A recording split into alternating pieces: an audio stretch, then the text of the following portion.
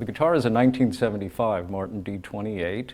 It's important because it's the guitar that Elvis used on his final tour in 1977, and that includes his final concert on June 26th of 77.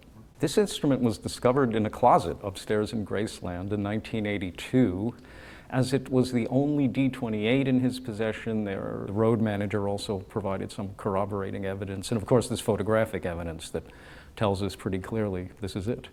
Elvis Presley Enterprises approached us about possibly restoring this guitar. It had a crack in the neck, and that's what they were concerned about.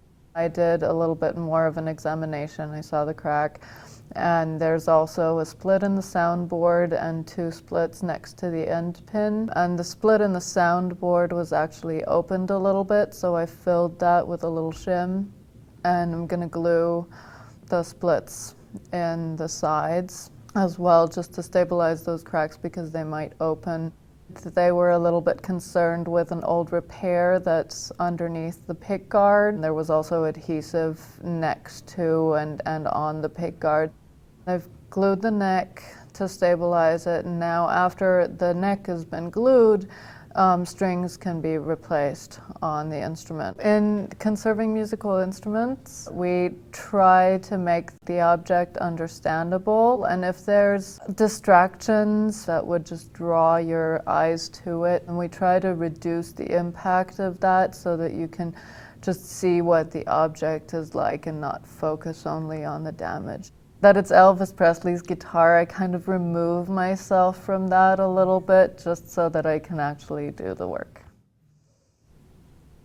It's important to restore this guitar and exhibit it because it's a very historic guitar in the life of Elvis Presley, you know, the final guitar, as it were. The goal, as I see it, is to bring it back to the condition that it would have been in when it left Elvis's hands. So that means that things like belt buckle scratches on the back of the body, the conservators won't be restoring that or refinishing that, but they'll be dealing with the issues that have to be dealt with.